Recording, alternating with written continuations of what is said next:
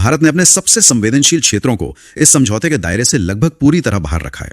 Dairy products, अनाज, poultry, beef और चीनी जैसे आइटम्स को छुआ तक नहीं गया है। तो ये तो भारत के लिए एक नॉन नेगोशिएबल मुद्दा था। बिल्कुल, जिस पर कोई समझौता नहीं हो सकता। तो फिर इसमें ट्रेड हुआ क्या? अगर हमने अपना दरवाजा बंद रखा तो ईयू ने बदले में क्या दिया? देखिए, भारत को उन चीजों के लिए बेहतर मार्केट एक्सेस मिला है जहां हमारी ताकत है, जैसे चाय, कॉफी, मसाले और कुछ चुनिंदा फल और सब्जियां। और ईयू को?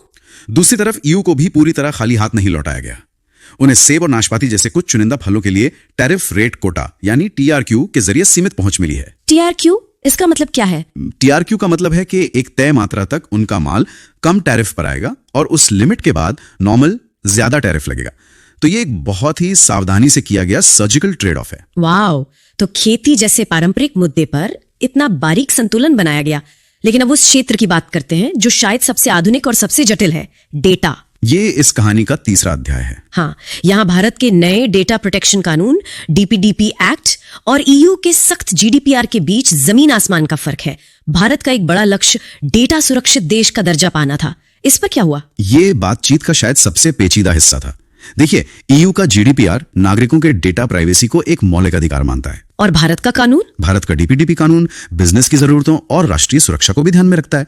तो ईयू किसी देश को डेटा एडिक्वेसी का दर्जा तभी देता है जब उसे यकीन हो जाए कि उस देश के कानून जीडीपीआर जितने ही मजबूत हैं। और ये दर्जा भारत के आईटी सेक्टर के लिए इतना जरूरी क्यों है? ये दर्जा भारत के $200 बिलियन के आईटी सेवा क्षेत्र के लिए सोने की खान जैसा है। क्यों? इसके बिना क्या दिक्कत आती है? मतलब भारतीय आईटी कंपनियों के लिए इसका असल में क्या मतलब है? इसके बिना हर भारतीय आईटी कंपनी को अपने हर यूरोपियन क्लाइंट के साथ भारी भरकम कानूनी कॉन्ट्रैक्ट साइन करने पड़ते हैं। अच्छा, जिन्हें स्टैंडर्ड कॉन्ट्रैक्चुअल क्लॉजेस कहते हैं। ये बहुत महंगा और जटिल प्रोसेस है। अगर एडिक्वेसी का दर्जा मिल जाए तो डेटा भारत और ईयू के बीच बिना किसी रोक टोक के बह सकता है, जैसे ईयू के अपने सदस्य देशों के बीच बहता है। बिल्कुल। इससे अरबों डॉलर की बचत होगी और कारोबार करना बेहद आसान हो जाएगा। तो क्या हमें ये दर्जा मिला? नहीं, समझौते में इसका कोई स्पष्ट उल्लेख नहीं है। तो फिर ये एक और ऐसा क्षेत्र है जहां एक सीधा समाधान नहीं बल्कि एक बीच का रास्ता निकाला गया है।